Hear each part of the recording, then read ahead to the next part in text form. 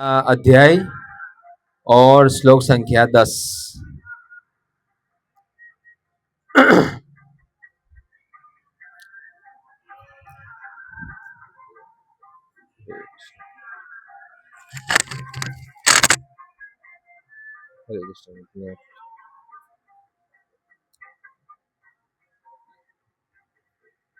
तो यहाँ पर नैमिषारण्य के जो भागवत कथा चल रही थी, वहां पर जो ऋषि मुनि थे उन्होंने प्रश्न पूछा था सुत गोस्वामी से।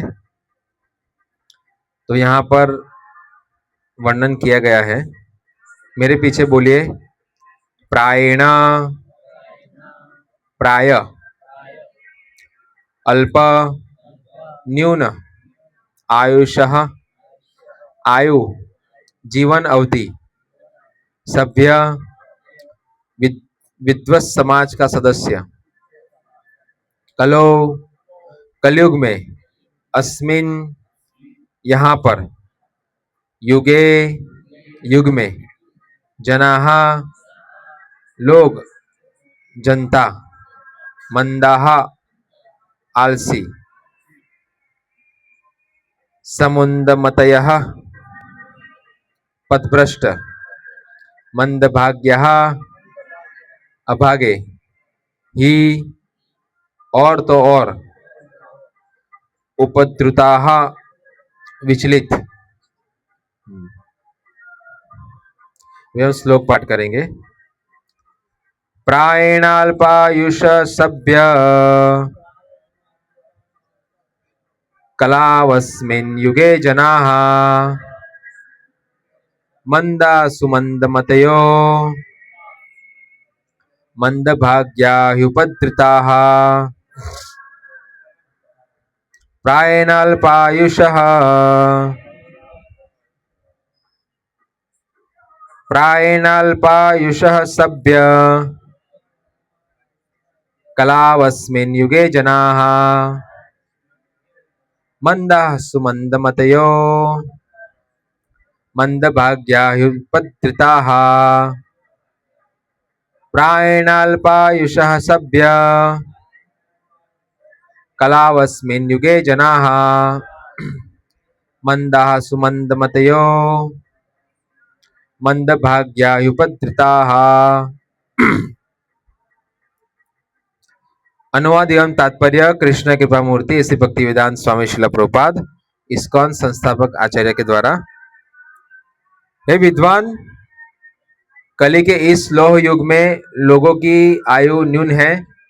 वे झगड़ालू, आलसी, पथभ्रष्ट, अभागे होते हैं तथा साथ ही साथ सदैव विचलित रहते हैं। तात्पर्य,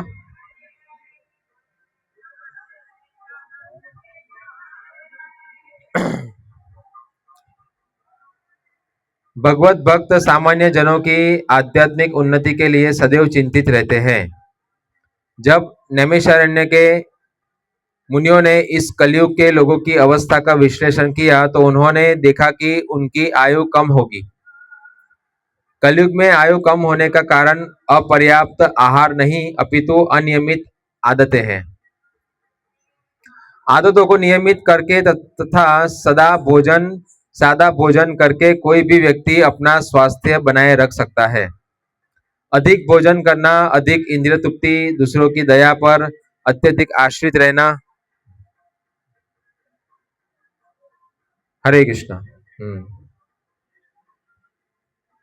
एवं रहन सहन के कृत्रिम मानक मनुष्य की प्राण शक्ति तक को चूस लेते हैं।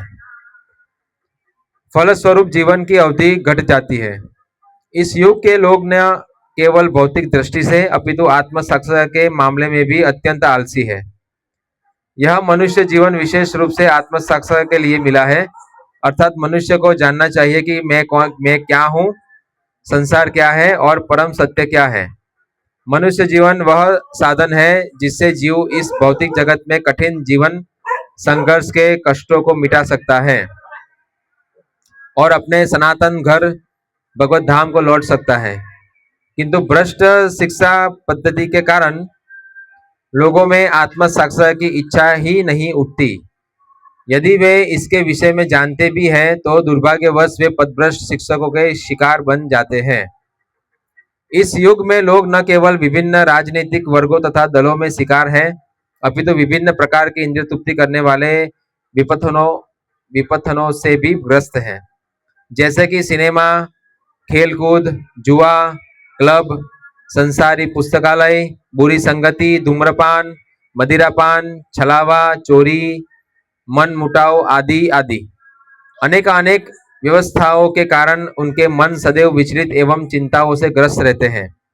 इस युग में अनेक धूर्त लोग अपने अपने धार्मिक पंथ खड़े कर देते हैं, जो किन्हीं शास्त्रों पर आधारित नहीं होते, और प्रायः ऐसे लोग ही जो इंद्रिय तृप्ति के व्यसनी हैं, ऐसी संस्थाओं के प्रति आक्रोश हो रहते हैं।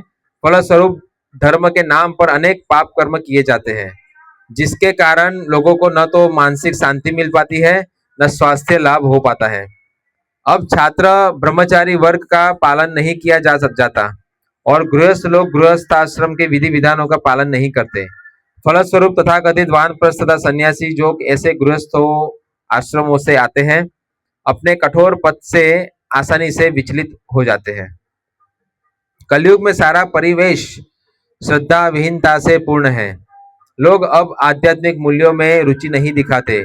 अब तो भौतिक इंद्रिय तृप्ति ही सभ्यता का मानदंड बन हुई है। ऐसी भौतिक सभ्यता को बनाए रखने के लिए मनुष्य के जटिल किस्म के राष्ट्रों तथा समुदायों का निर्माण किया है और विभिन्न गुटों में निरंतर प्रत्यक्ष तथा शीत युद्ध की आशंका बनी रहती है। अतएव आज के मानव समाज के विकृत मानदंडों के कारण आध्यात्मिक स्तर को उठा पाना अत्यंत कठिन हो गया है। नैमिषारण्य के ऋषि मुनि पतितात्माओं को मुक्त करने के लिए उत्सुक है, अतएव वे शील सुत गोस्वामी से उपचार पूछ रहे हैं। ओम अज्ञान तिमिरान्धस्य ज्ञानाञ्जनशलाकया चक्षुरुन्मीलितं येन तस्मै श्री गुरुवे नमः। श्री चैतन्य मनोभीष्टं स्थापितं येन भूतले स्वयं रूपं कदा मह्यं ददाति सपदान्तिकम्। वन्देऽहं श्रीगुरौ श्रीयुतकमलं श्रीगुरोन् वैष्णवांश्च श्रीरूपं साग्रजातं सगरघुनाथावितं तं सजीवं साद्वैतं सावधूतं परिजनसहितं कृष्ण चैतन्य देवं श्री राधा कृष्ण पादान सगन ललिता श्री विशाखान्वितांश्च। श्री कृष्ण चैतन्य प्रभु नित्यानंद श्री अद्वैत गदाधर श्रीवासादि गौर भक्तवृंद हरे कृष्णा कृष्ण कृष्ण हरे हरे हरे राम राम राम हरे हरे। श्रील प्रभुपाद की जय। हरे कृष्णा। तो हमें यहाँ पर हरे कृष्णा इस कार्यक्रम में, इस प्रसंग में कृष्णा जी का जो निधन हुआ है उस उपलक्ष्य में यहाँ पर कुछ आध्यात्मिक मार्गदर्शन देने के लिए बुलाया है। तो सभी का धन्यवाद। तो हम आज चर्चा कर रहे हैं श्रीमद् भागवत पुराण के ऊपर से। ये जो श्लोक है इसमें कलयुग के हम सभी के लोगों की एक स्थिति बताई गई है।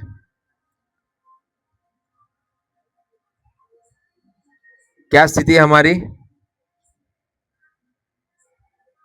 पहले तो ये है कि हमारी आयु बहुत ही कम है। दूसरा, झगड़ालू है, आलसी है, पथभ्रष्ट है, अभागे भी है और सदैव विचलित रहते हैं। ये कलयुग के जीवों की स्थिति बताई है। हम सब कलयुग में ही रहते हैं ना? ये कोई और युग? अच्छा, कलयुग ही है क्या? तो हम सबको बहुत ही गंभीरता से ये समझना चाहिए, क्योंकि हमारे बारे में ही चर्चा भागवतम में की गई है। तो श्रीमद् जो भागवतम है वो सिर्फ मनोरंजन के लिए नहीं है। जिस प्रकार आज हम देखते हैं श्रीमद् भागवतम को बेचा जाता है, पुस्तक के रूप में नहीं मगर कथा के रूप में।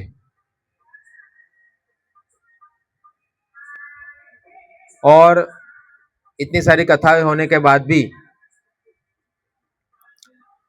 झगड़ालू, आलसी, पथभ्रष्ट, अभागे बने रहते हैं। तो इसका कारण एक ही है कि श्रीमद् भागवत पुराण को कैसे समझा जाए, वो पद्धति हमें जाननी चाहिए। श्रीमद् भागवत पुराण सबसे पहले किसने कहा था और कहाँ कहा था और किसको कहा था? 3 प्रश्न के उत्तर दीजिए। कौन देंगे? जो नए लोग हैं।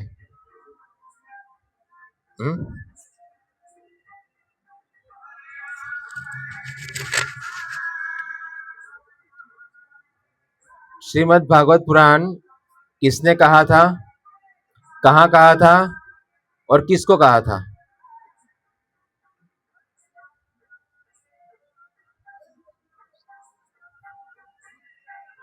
नए लोगों से आशा नहीं कर सकते। नहीं। हम्म। गोस्वामी ने कहा था गंगा तट के किनारे। परीक्षित महाराज को सुनाया था और ऋषि मुनि को सुनाया था। सबसे पहले सुखताल में था, गंगा के किनारे, क्योंकि इन्होंने पूरा भागवतम पढ़ लिया है। आप सब न्यूज़पेपर पढ़ते हैं क्या? वो भी नहीं पढ़ते। मोबाइल, वो भी नहीं। पूरा दिन क्या चूल्हे को पढ़ते हो? वो भी नहीं। चूल्हा भी गायब हो गया। तो ये सब जानने वाली बात है।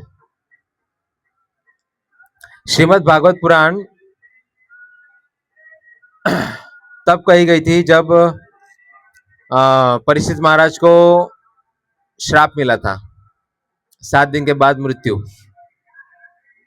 सबसे बड़ी भूल धारणा तो यही है कि भागवतम सप्ताह यानी 7 दिन होती है।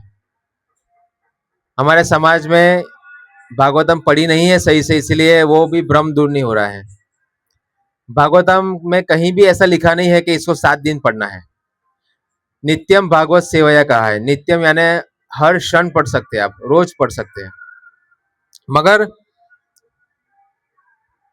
समाज में नकल करने की बहुत आदत है लोगों को। बस परीक्षित महाराज को 7 दिन के बाद मृत्यु थी,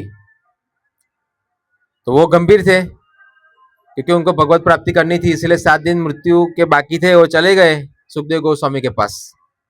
ठीक है। अगर हम सब इतने गंभीर है कि 7 दिन भागवत करनी चाहिए, तो हम सबको अपने कामों के अंदर नियंत्रण लाना चाहिए, क्योंकि हमारी भी मृत्यु निश्चित है। मगर हो सकता है 7 दिन के बाद ना हो, 7 मिनट में हो सकती है, 60 सेकंड में हो सकती है।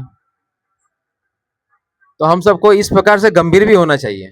सिर्फ 7 दिन भागवत करनी है, 7 दिन भागवत करनी है। और पैसे दे देकर भागवत कथा करवाते हैं कोई कथाकार को बुलाकर, जो व्यापारी होता है, भागवत का व्यापारी। अलग अनेक अनेक प्रकार के व्यापार है कलयुग में। कोई मिर्ची का व्यापार करता है, कोई प्याज का व्यापार करता है, कोई सब्जी का करता है, कोई मोबाइल का करता है, ऐसे कोई भागवत का भी व्यापार कर रहा है। तो व्यापारियों से भागवत सुनना मना किया गया है भागवतम में, क्योंकि सुखदेव गोस्वामी व्यापारी थे क्या? सुखदेव गोस्वामी ने वस्त्र ही नहीं पहने थे, तो आप सोचे क्या व्यापार करेंगे? यहाँ तो भागवत कथा व्यापार से करते हैं, फिर अच्छे अच्छे कपड़े पहनेंगे, फिर बड़ी बड़ी गाड़ी में घूमेंगे, है कि नहीं? मगर सुखदेव गोस्वामी को कोई पैसों से मोह नहीं था। इनको पैसा क्या होता है वो भी पता नहीं था। तो ऐसे साक्षात्कारी लोगों से भागवतम सुनेंगे तो इस श्लोक में बताया गया है कि साक्षात्कार करने के लिए मनुष्य जीवन है। साक्षात्कार।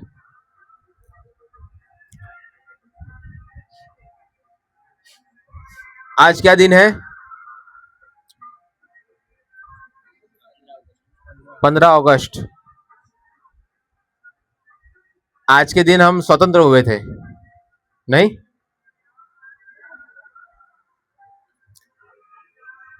तो व्यक्ति स्वतंत्र कब होता है?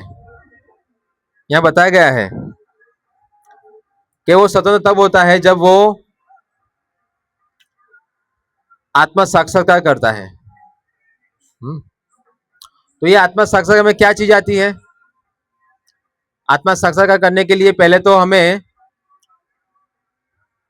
मनुष्य बनना पड़ता है। मनुष्य बनने का भी एक क्वालिफिकेशन है। क्या है वो? कैसे मनुष्य बनते हैं? जब हम लोग आहार, निद्रा, भय और मैथुन, ये मानव जीवन की जो आवश्यकता है, सिर्फ उसके लिए मेहनत नहीं कर कर, अथा तो ब्रह्म जिज्ञासा, भगवान के लिए जिज्ञासा करते हैं। भगवान कौन है, क्या संबंध है मेरे से, और मृत्यु क्यों आती है, और हम कहाँ जाते हैं मृत्यु के बाद, ये सब प्रश्नों के उत्तर प्राप्त करने के लिए ये मानव जीवन है। तो मानव अगर ऐसे प्रश्न के उत्तर ढूंढेगा नहीं, पहले तो प्रश्न आने चाहिए, बाद में उत्तर ढूंढ सकता है। मगर आज बताया गया यहाँ पर कि झगड़ालू है, आलसी है, पथभ्रष्ट है और अभागे भी है, इसलिए ऐसे कोई प्रश्न आते नहीं है। नीट का पेपर लीक हो गया तो विरोध करते हैं और अच्छे अच्छे श्लोक भी बोलते हैं, बड़े बड़े श्लोक, भौतिक श्लोक, जो अश्लील गालियां होती है।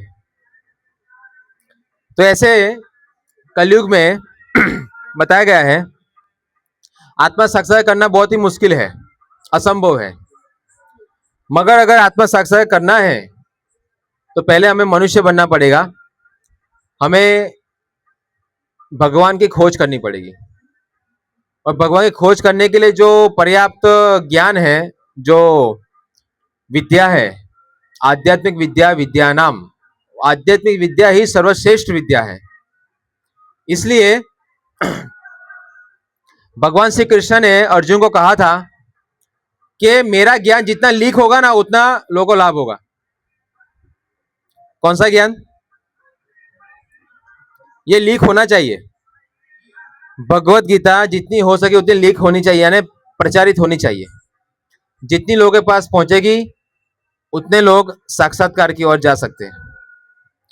मगर हम देखते हैं भगवत गीता काफी लोग के घर पे है, मगर घर की गीता से ऊंचे नहीं आते, तो भगवत गीता नहीं पढ़ सकते। या फिर उनके कुछ भ्रम रहते हैं कि गीता पढ़ेंगे तो फिर साधु बन जाएंगे, या फिर भगवत गीता पढ़ेंगे तो फिर पैसे कमाने के लिए कौन जाएगा, बहुत बड़ा परिवार है उसका देखभाल कौन रखेगा। ये सब चिंताएं रहती है लोगों को, ये सब वाहियात चिंताएं हैं, कोई अच्छी चिंताएं नहीं है, समझे? हम देखते हैं हमारे घर में अभी वडील है ये कृष्णा जी, अभी वो चले गए। शायद वो भी सोचते होंगे कि मैं अगर जाऊंगा तो इनका कौन देखेगा, सोच सकते हैं, कोई भी व्यक्ति सोचता है ऐसा। इसलिए तो पारिवारिक आसक्ति, समाज की आसक्ति, राष्ट्र की आसक्तियां बढ़ती जाती है, तो लोगों को चिंता है। मगर ये सब चिंताएं कौन करता है? ये सब चिंताएं मनुष्य नहीं करता, ये पशुवत जीवन है ऐसी चिंताएं करना। यहां बताया गया है कि आत्म साक्षात्कार करना वो मनुष्य के लिए अवश्य संभवी है। और आत्म साक्षात्कार करने के बाद, जैसे परीक्षित महाराज कौन थे? एक चक्रवर्ती सम्राट थे, पृथ्वी के राजा थे। उनको पता चल गया कि 7 दिन के बाद मृत्यु है, तो उन्होंने कोई चिंता की नहीं की। मगर उन्होंने चिंता की क्योंकि वो एक राजा थे, और जो भी राजा या घर का मुखिया या फिर समाज का मुखिया होता है, उसको बहुत ही आदर्श जीवन जीना चाहिए। कैसा जीवन जीना चाहिए?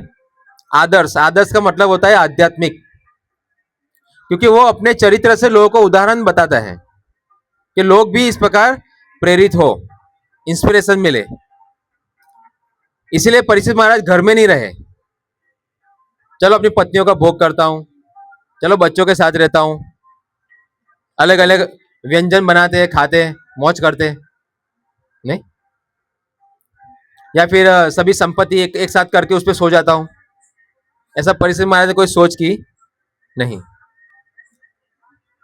मगर अगर हम होते तो करते, क्योंकि हमको सबसे ज्यादा प्रेम इससे ही है, घर से प्रेम है, परिवार से है, संपत्ति से है। इसलिए हमारे लिए ये सब करना संभव है। मगर परीक्षित महाराज एक राजा थे, एक आदर्श समाज में रह रहे थे और एक आदर्श भक्त भी थे, आदर्श कुल के थे, पांडवों के वंश में। परीक्षित महाराज ने 7 दिन मृत्यु बाकी थी, तुरंत प्रसन्न होकर, वो दुखी नहीं थे, प्रसन्न थे, क्योंकि उनको पता है ये मनुष्य जीवन के बाद और एक उत्तम जीवन भी है। वो क्या है? भगवत प्राप्ति। भगवत प्राप्ति आत्मा का स्वभाव है, लक्ष्य है। और परीक्षित महाराज बचपन से ही भगवान श्री कृष्ण के भक्त थे, क्योंकि माँ के गर्भ में जब थे उत्तरा के, तब भगवान श्री कृष्ण ने रक्षा की थी ब्रह्मास्त्र से। वहां से ही परीक्षित महाराज भगवान को समर्पित थे, माँ के गर्भ से। सोचिए, ये बहुत ही आदर्श शास्त्र है श्रीमद् भागवत पुराण। अगर हम पढ़ेंगे तो हम जो अभी हमारी वर्तमान स्थिति है उस स्थिति में हम नहीं रह पाएंगे। वो स्थिति हमें तनिक भी पसंद नहीं आएगी, क्योंकि वो नारकीय स्थिति है। इसलिए भागवतम हमेशा पढ़ना चाहिए, समझना चाहिए।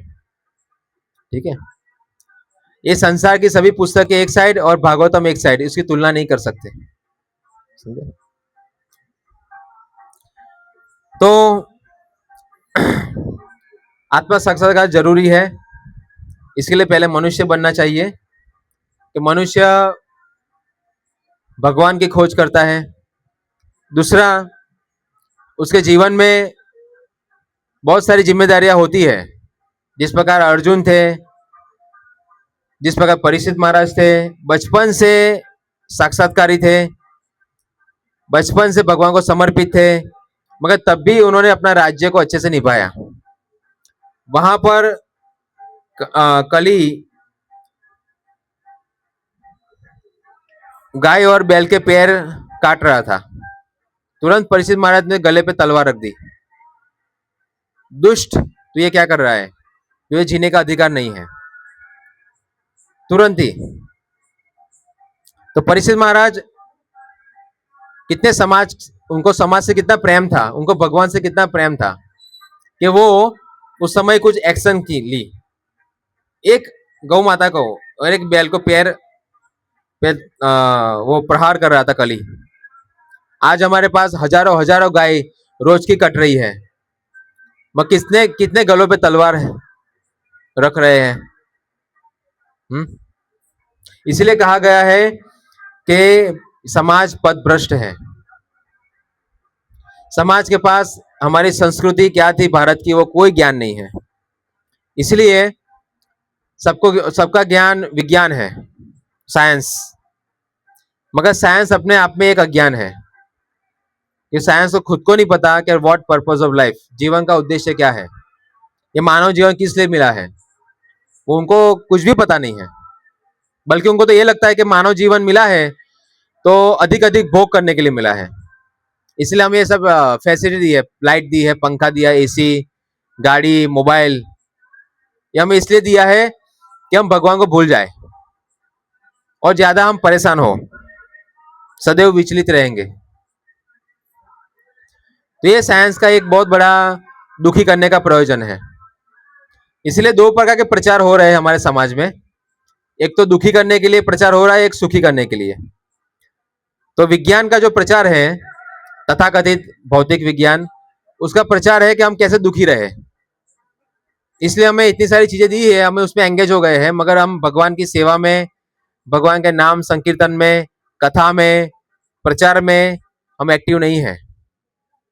आज गीता लेके चलने में लोगों को शर्म आती है, भगवद गीता लेकर किसी को बताने में, प्रचार करने में शर्म आती है, मगर पाप करने में किसी को शर्म आती नहीं है। वो तो बहुत ही उदारता से करते हैं, नहीं।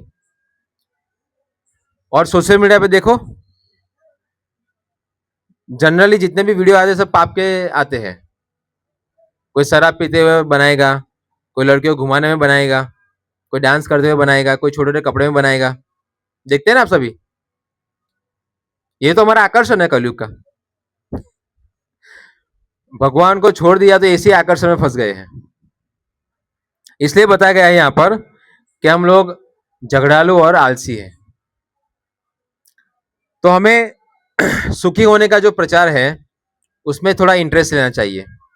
सुखी होने का प्रचार का मतलब है कि हमें स्मरण आना चाहिए कि मैं भगवान का दास हूं।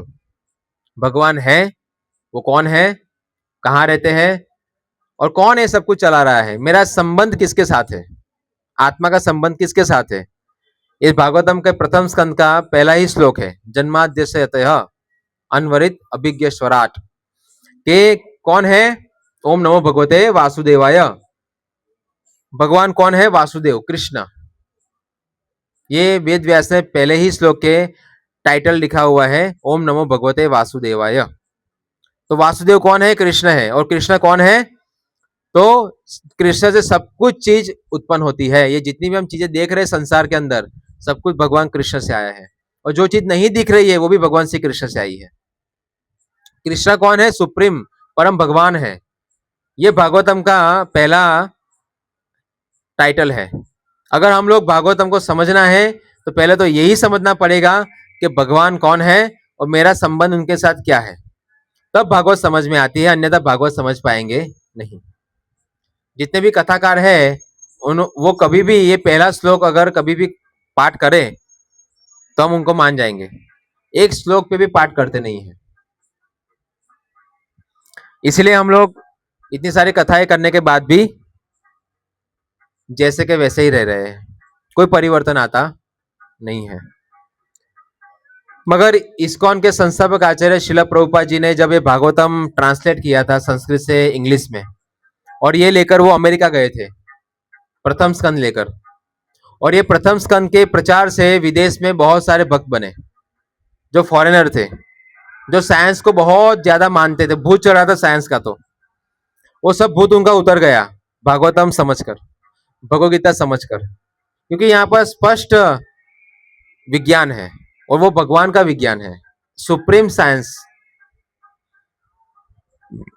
तो फिर ये जो श्लोक में बताया गया है झगड़ालू, तो झगड़ालू से लोग क्या हो गए, भगवान के प्रेमी हो गए, आलसी पने से बाहर आ गए, उत्साहित हो गए, प्रचार करने लगे सभी लोग, पुस्तक वितरण, ग्रंथ वितरण करने लगे, प्रसाद वितरण करने लगे, संकीर्तन करने लगे, उत्साहित हो गए। पथ भ्रष्ट थे, नशा नशा कर रहे थे, ड्रग्स एलएसडी, पथ भ्रष्ट थे। ये जीवन एंजॉय के लिए मिला है ना, मगर उनको पता नहीं था कि जीवन एंजॉय के लिए मिला है, मगर एंजॉय कैसे करना है वो पता नहीं है। वो अपने आप को सजा दे रहे थे। प्रभुपाद ने बताया कि मानव जीवन का पर्पस, उद्देश्य क्या है, तो वो लोग पथभ्रष्ट हो थे मगर उससे मुक्त हो गए। ठीक है,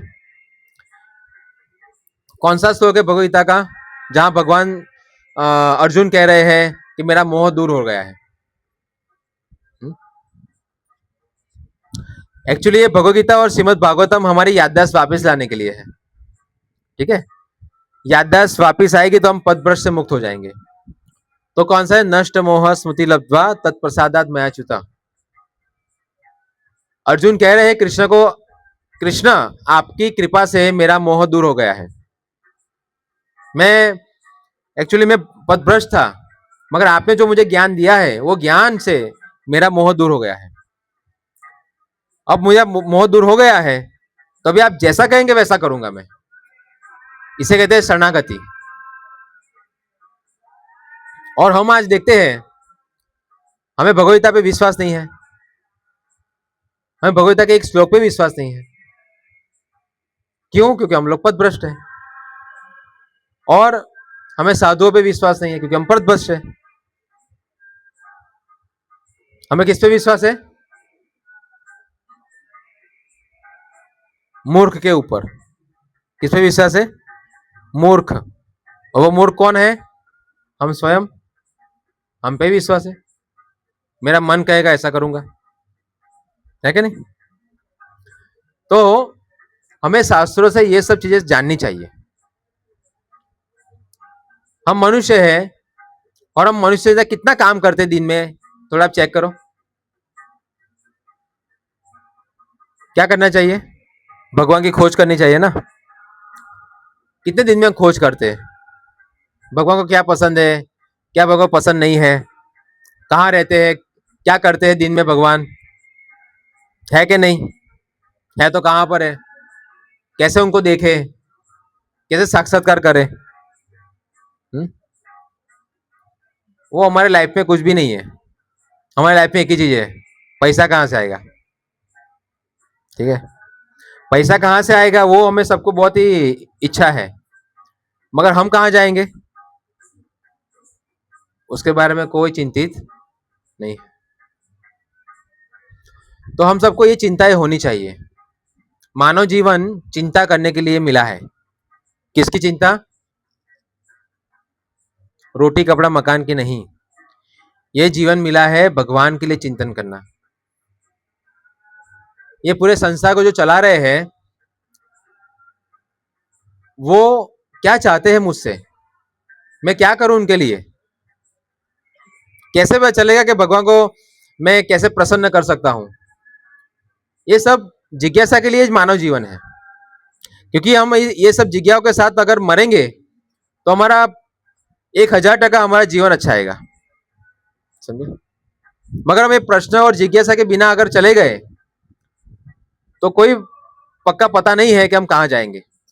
अलग अलग रास्ते जाने के, कोई पशु योनि में जाएगा, कोई नरक में जाएगा, कोई स्वर्ग में जाएगा, कोई भगवत धाम जाएगा, अलग अलग है। मगर ये सब जगह जाने के लिए हमें उसके लिए एलिजिबल यानी कि हमें योग्य बनना पड़ेगा। योग्यता कैसे आएगी, कौन हमें योग्य बनाएगा? अभी हम लोग चर्चा कर रहे थे, एक तथाकथित बुद्धिजीव मिला था हमें जो कह रहे थे हम बुद्धिजीव है। तो वो चर्चा कर रहे थे, हम आज तो हमारे यहाँ पर नंदुरबार में ये आए थे जिनको पद्मश्री अवार्ड मिला था। कौन सा अवार्ड? पद्मश्री। सुना है नाम आप लोगों ने? ये सबसे बड़ा अवार्ड रहता है ना, पद्मश्री। ठीक है, मैं बोला अवार्ड किसने बनाया? गीता से आया है, भागवतम से आया है, कौन से शास्त्रों से आया है? नहीं, ये तो कोई मनुष्य ने बनाया है। ठीक है, तो सब मूर्ख मनुष्य इकट्ठा होते हैं और वहां पर एक अवार्ड बनाते हैं, उसका नाम भी रखते हैं पद्मश्री, और फिर वो किसी को देते हैं और कहते हैं अरे ये तो पद्मश्री अवार्ड वाला है। अरे बाप रे, बहुत बड़ा आदमी है तो। ठीक है, बस सब मूर्खों ने इकट्ठा होकर ये पद्मश्री बनाया है। फिल्म स्टारों को भी पद्मश्री मिलता है, एक नंबर के व्यभिचारी, आज किसी के साथ कल किसी के साथ, देखते हैं ना हम सब। एक पढ़े लिखे कुत्ते बिल्ली देखना है तो फिल्म इंडस्ट्री, बॉलीवुड हॉलीवुड, पढ़े लिखे कुत्ते बिल्ली, बराबर ना? आप सब टीवी देखते होंगे शायद ज्यादा, हो सकता है, मगर आपने उनका चरित्र देखा हो तो पता चलेगा कि भागवतम में और गीता में जो बताया गया है मानव जीवन के लक्षण, वो उनके अंदर कुछ भी पाए जाते नहीं है। ऊपर से वो लोग गलत प्रचार कर रहे हैं, हम कर रहे हैं ऐसा करो, 4 साल रहने का, फिर छोड़ देने का, फिर नहीं पकड़ो।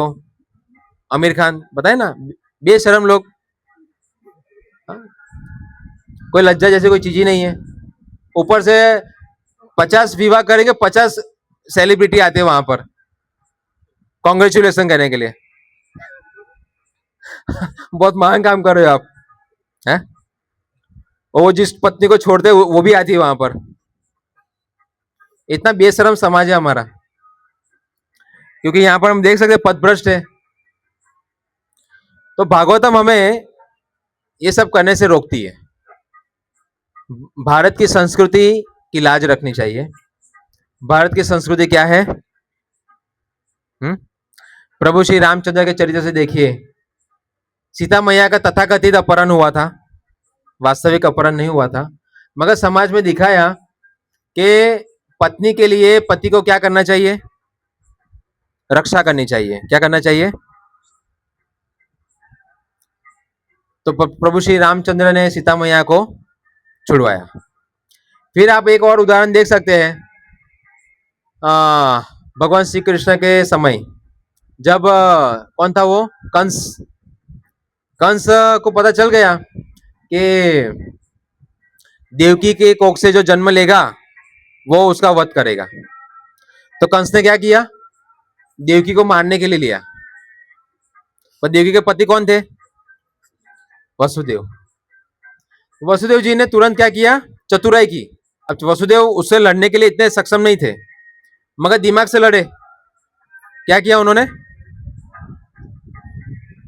अरे तुम छोड़ दो इसको, बच्चा आएगा तो तुम्हें पहले दे देंगे, ठीक है, तुम इसको मत मारो, हमें बच्चा आया ना तुरंत तुम्हें दे देंगे, और अपनी पत्नी को रक्षा किया। हम देख सकते हैं अपने इतना भारी चरित्रवान समाज है हमारा, और आज की स्थिति क्या है, आज की स्थिति पति पत्नी के रक्षण में रहना नहीं चाहती है ना, पति भी इतना सक्षम नहीं है कि पत्नी की रक्षा कर सके। इसलिए क्या होता है आज समाज में, तलाक होते कि नहीं।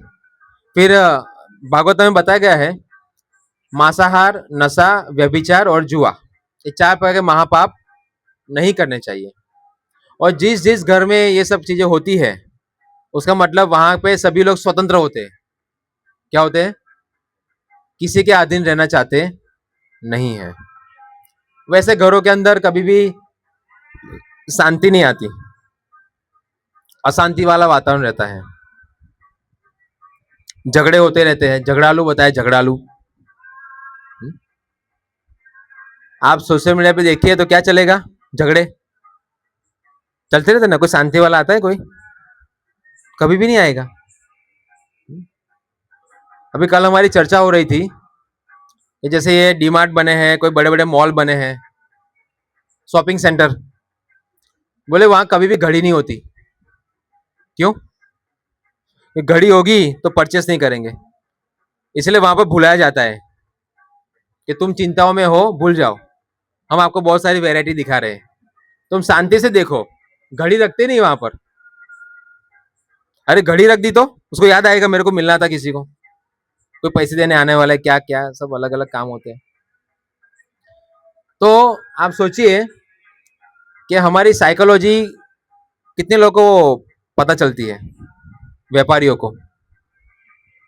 इस प्रकार हमारी साइकोलॉजी भगवान श्री कृष्ण को भी पता है कि हम किस किस्म के लोग हैं। तो भगवान हमें इसलिए ये सब भागवतम और गीता की रचना की है कि हम लोग पढ़े, समझे, अपने विचारों को चेंज करें, ठीक है, और अच्छे अच्छे गुण लाए। अच्छे गुण का मतलब होता है कि भगवान को स्वीकार करना, उनके इनके बारे में पढ़ना, उनके बारे में सुनना, उनकी सेवा करना।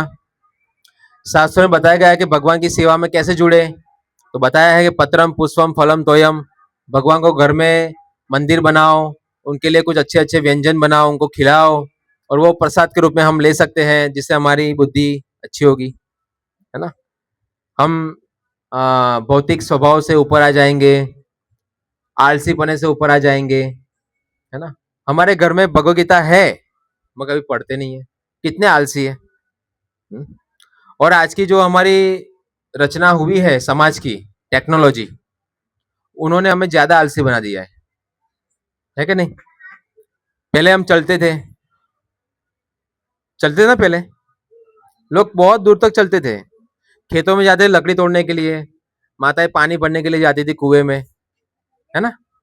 उस समय के आपने देखा है उनके शरीर कैसे होते थे, कभी घुटने जाते थे उनके, ये घुटने कभी नहीं जाते थे, कभी कमर कमर में मोच नहीं आती थी, आती थी, कभी मोटापा नहीं आता था,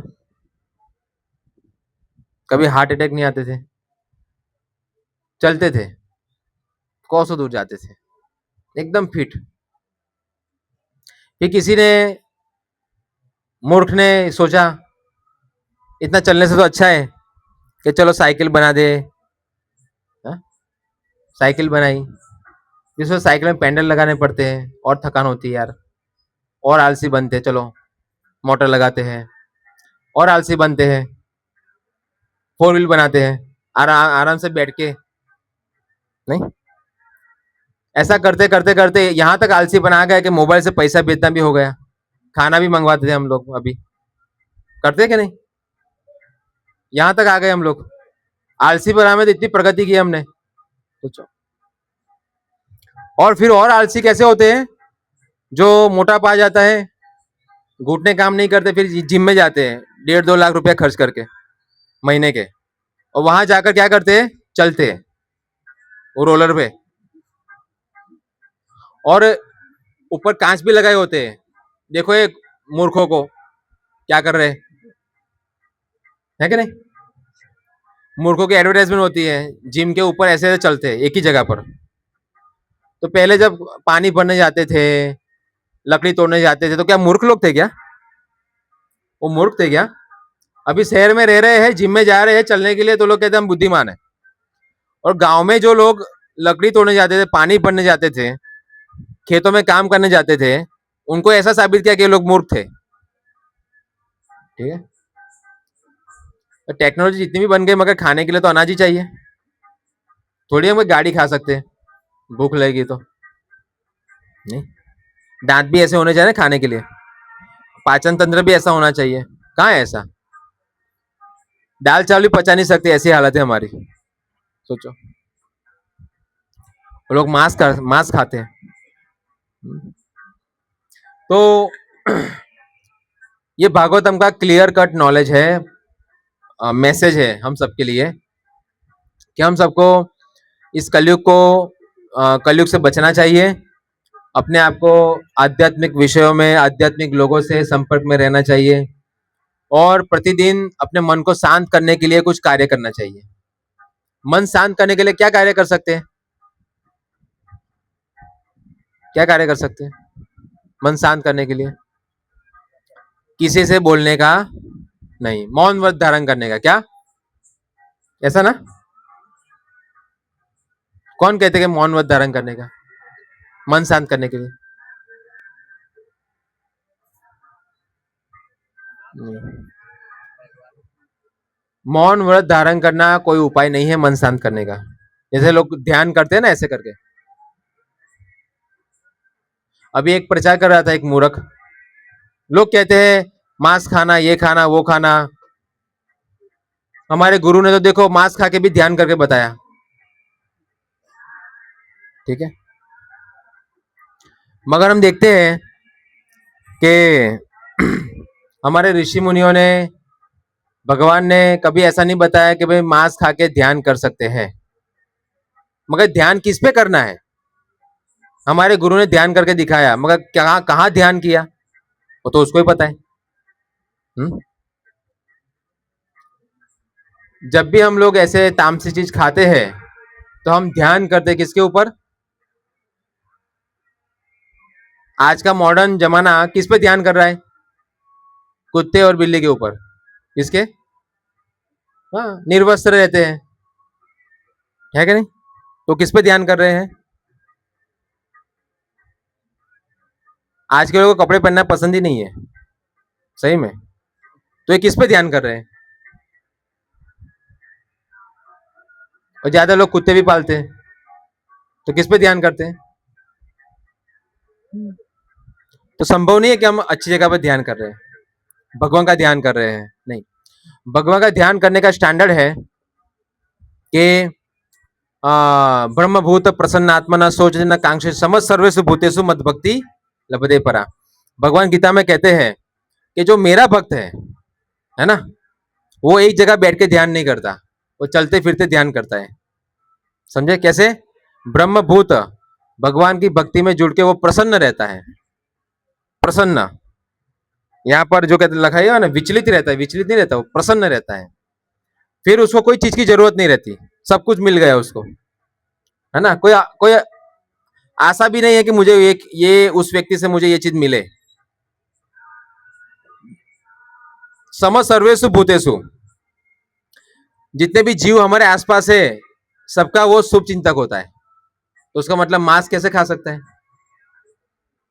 वो मांस नहीं खा सकता, क्योंकि वो सभी का शुभ चिंतक है, सभी जीवों के प्रति उसके अंदर दया है। फिर बताया गया कि ऐसे जो व्यक्ति होते हैं मद भक्ति लभते परा, वैसे लोगों का ध्यान मुझ पे लगता है। इसलिए लोग कहते हैं कि मांस खा के हमारे गुरु ने तो ध्यान करके दिखाया, तो वो भगवान पे ध्यान नहीं किया, वो पशुओं पे ध्यान किया है, पशु बनने के लिए। तो ये जो अलग अलग चीजें जो समाज में हम देख सकते हैं वो भ्रमित लोगों से आई है, पर भागवत पुराण हमें स्पष्ट ज्ञान देता है कि हमें आत्मा साक्षात्कार करना है, और आत्मा साक्षात्कार करने के लिए हमें एक अच्छा मनुष्य बनना पड़ेगा, एक अच्छा भगवान का भक्त बनना पड़ेगा, और एक अच्छा व्यक्ति चरित्रवान बनना पड़ेगा। तब जाके हम लोग आत्मा साक्षात्कार कर सकते हैं। और आत्मा साक्षात्कार करने का क्या है फल? हम कभी भगवान को भूलेंगे नहीं। सबसे बड़ी समाज में कमी यही है कि हम भगवान को भूल रहे हैं, सबसे बड़ा दुख का कारण है। और जितना हम भगवान को स्मरण करेंगे उतना ही अर्जुन की तरह कि मेरा मोह दूर हो गया है, अभी आप जैसा कहोगे ऐसा मैं करूंगा, यानी इतनी प्रसन्नता आ जाएगी कि हम भगवान के आदेशों को ठुकराएंगे नहीं। मगर आज तो हम लोग जैसे जिसको मन में आते है वो ठुकराता है, समझे? 50 लोगों ने गीता लिखी है, हजारों लोगों ने गीता लिखी है, मगर कौन सी गीता हमें लाभ देगी? जो भगवान के शुद्ध भक्तों के द्वारा आई है। इसलिए शिला प्रभुपाद जी ने जशी आए तशी, यथारूप, एज इट इज, वो रचना की कि लोगों को पता चले कि कौन सी गीता पढ़नी चाहिए। तो हम सबको मन शांत करने के लिए कलयुग में बताया गया है कि हरे नाम ये वही केवलम, कलो नास्ते व नास्ते व नास्ते गतिर अन्यथा। हमें हरि नाम का जाप करना चाहिए, कीर्तन करना चाहिए। यहाँ दगा बापू थे, जैसे आप देख सुन सकते हैं यहाँ पर हरे कृष्ण हरे राम से कर रहे हैं, तो ऐसे हरे कृष्ण से भी कर सकते हैं, उसमें कोई बड़ी बात नहीं है, भगवान का ही नाम है ना? तो वो हमें कलयुग में जितना हम जाप करेंगे या कीर्तन करेंगे उतना हमारा मन शांत होगा, और जितना मन शांत होगा उतने हम लोग साक्षात्कार की ओर जा सकते हैं। कौन से साक्षात्कार? भगवत साक्षात्कार। तो भगवत साक्षात्कार जब हमें होता है तो एक साक्षात्कार और होता है, क्या? कि भगवान महान है और मैं मूर्ख हूं। क्या हूं? हम सबको नहीं लगता ना कि हम मूर्ख है, इसलिए हमें साक्षात्कार ही नहीं है। मगर मैं मूर्ख हूं तभी मैं भगवान को सम्मान दे सकता हूं, अन्यथा नहीं। तो ये दो चीज हमारे साथ में होती है। भगवान महान हमारे आंखों में कानों में दिखेंगे, और हम लोग अपने आप को देखेंगे तो हमें लगेगा कि ये कितना बदमाश और कितना बेकार आदमी है। कैसा भगवान ने उसको, भगवान आपकी कृपा से मैं आज थोड़ा अच्छाई की ओर जा रहा हूं। इसे कहते हैं विनम्रता। तो साक्षात्कार जब होता है हमें, तो हम भगवान को समर्पित होते हैं। समर्पित कौन हो सकता है? जब वो व्यक्ति माने कि मैं मूर्ख हूं, आप महान हैं, है ना? तभी हो सकता है। तो ये भागवतम का मैसेज है। परीक्षित महाराज इसीलिए विनम्र होकर अपने आप को मूर्ख समझकर सुखदेव गोस्वामी के पास गए। हालांकि ऐसा भी नहीं था कि परीक्षित महाराज के पास ज्ञान नहीं था। परीक्षित महाराज तो माँ के गर्भ के अंदर भगवान के दर्शन किए थे। सोचो तो कितने साक्षात्कारी होंगे वो। मगर तब भी उन्होंने समाज में दिखाया कि एक गुरु होना चाहिए, एक मास्टर होना चाहिए जीवन में, जो हमें सही मार्ग पे प्रेरित करे। समझे ना? अगर जिसके जीवन में एक प्रामाणिक गुरु नहीं है, उसका जीवन नरक जैसा है। कौन उसको मार्गदर्शन देगा? कोई नहीं दे सकता। तो एक आध्यात्मिक गुरु चाहिए। इसलिए यहाँ पर परीक्षित महाराज सुखदेव गोस्वामी के पास गए, और सुखदेव गोस्वामी ने परीक्षित महाराज को कहा, पहले मेरे पीए के पास जाओ और पेमेंट जमा कराओ। ऐसा कहा क्या? नहीं। सुखदेव गोस्वामी के पास कोई वो क्या बोलते हैं, संगीत वाले लोग भी नहीं थे, कथा हो रही थी तब वहां पर। अभी यहाँ तो संगीत चलता है, नहीं? थोड़ा बहुत कुछ बोलेगा, फिर संगीत चालू हो जाएगा, फिर आएगा गौ गौ गौ दान दो, हमें दान दो। हाँ, अभी अभी गुरु महाराज हॉस्पिटल बना रहे हैं, उनको दान दो। भागवतम, अगर आप भागवतम कथा कर रहे हैं तो हॉस्पिटल बनाने की बात क्यों आ रही है? उसका मतलब वो भागवतम है ही नहीं। अगर आप भागवतम की सही में कथा करें तो लोग बीमार नहीं पड़ेंगे, क्योंकि यहाँ बताया गया है कि हम सब अनियंत्रित आहार लेते हैं। क्या? अनियंत्रित आहार। कभी मन आया तो खा लिया, भूख लगी या नहीं लगी खा लिया, समय हो गया है डाल दो। भाई इससे क्या होता है, हमारे शारीरिक क्रियाएं बिगड़ जाती है, ठीक है? और वो जवानी में बिगड़ जाएगी तो बिल्कुल हमारी रुचि नहीं आएगी गीता और भागवतम में, क्योंकि हम समय से पहले बूढ़े हो गए। तो इसलिए अभी जो समय है, हमें एक सिंपल आहार लेना चाहिए, सादा आहार। भगवान चाहते हैं कि हम लोग मांसाहारी ना हो, नशा ना करें, जुआ ना खेले, व्यभिचार ना करें। भगवान चाहते हैं कि हम लोग भक्ति करें, ठीक है? अगर हम भक्ति करेंगे तो भगवान हमारा विशेष ध्यान रखेंगे, क्योंकि भगवान को अर्पण किए बिना हम कुछ खाएंगे नहीं। तो भगवान को अर्पण क्या किया जाएगा? तो भगवान को जो पसंद है वो अर्पण करो, और वो प्रसाद के रूप में लो, तो उसकी रक्षा भगवान करते हैं, ठीक है? इसलिए भक्त लोग ज्यादा बीमार पड़ते नहीं है, बहुत मेहनत करते हैं, दिन रात भगवान के प्रचार करने के लिए मेहनत करते हैं, ज्यादा बीमार नहीं पड़ते।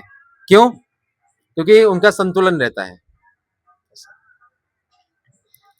तो लोग रात को दो बजे चाय पीने जाते हैं, ब्रेड खाते हैं चाय में डुबो कर। ये कोई मानव के लक्षण है क्या? कुत्ते भी और पक्षी भी सो जाते हैं रात को, मानव को सोने के लिए समय मिला है तो वो उल्लू की तरह खाना ढूंढता है, चाय। ज्यादातर हमारे जो युवा पीढ़ी है रात को पढ़ती है, क्या करती है? और दिन में सोते हैं। तो उसका मतलब कौन होता है? वो उल्लू, चिमकादर, है ना? रात को शिकार करते हैं, दिन में सो जाते हैं।